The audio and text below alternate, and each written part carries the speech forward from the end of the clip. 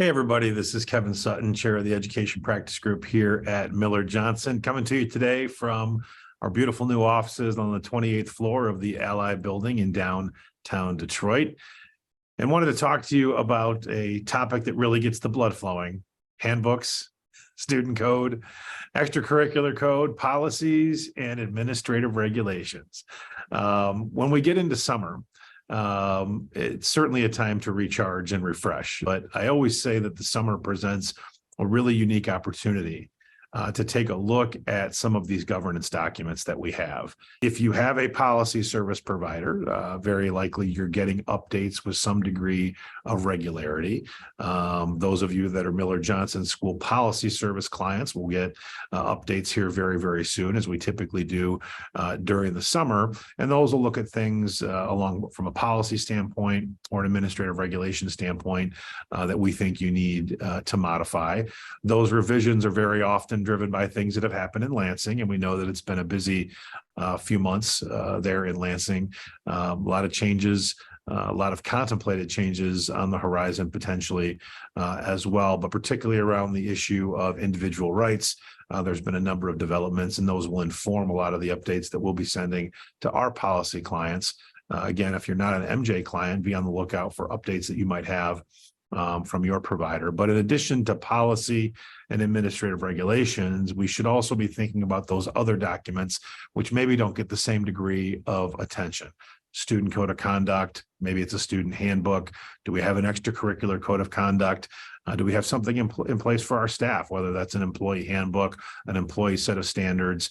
We've seen more and more districts in recent years start to develop those things to try to address the myriad issues that come up on campus and off campus, particularly with staff, to try to have some expectation or baseline for behavior. And so, again, while we want to certainly take a deep breath during the summer, it's a much more conducive environment to think about those things and to try to make adjustments. And what I really encourage, obviously, stakeholder input is fantastic, whether that's from our building level folks, staff, if they've had suggestions over the course of the school year, and even some of the community member input that we've gotten over the course of the school year. And then to be reflective on what have we seen happen during the course of the school year in the buildings. Have there been issues which have become more prevalent in the past school year than perhaps they were in the past? You know, for a long time, we talked about tobacco use and smoking on campus. We're not worried so much about smoking anymore, it's vaping. That's been an evolution that we've seen happen over the last couple of years, and we've needed to modify and tweak the governance documents that we have in place to try to address that emerging issue, that emerging threat to student wellness and student safety.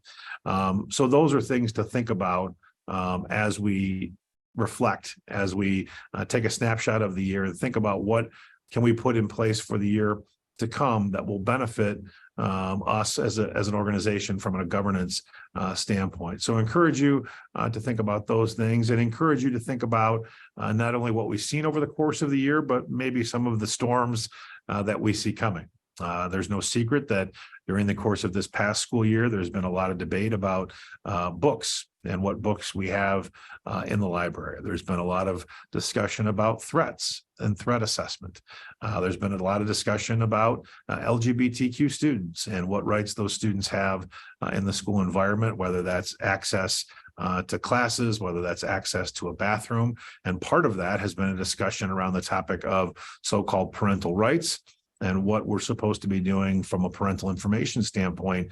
We have a student who comes to us and identifies themselves as transgender, for example. And so not only thinking about the issues that we've seen over the course of the last year, but if some of those issues I just referenced haven't hit your district yet, there's a decent chance that they will, particularly as we move into 2024, which we know is an election year. And anytime you have an election, some of these issues become crystallized for political purposes, and they tend to come up maybe even a little bit more often. And so not that we don't want to get away during the summer, not that we don't deserve a few days on the beach or at the pool or on the golf course, whatever your particular mode of unwinding is. But when after you get done taking a deep breath and you head back and start thinking about planning for next year, Great opportunity again to tackle these governance documents and some things to think about. As always, if we can be of any assistance in that regard, we are happy to do it.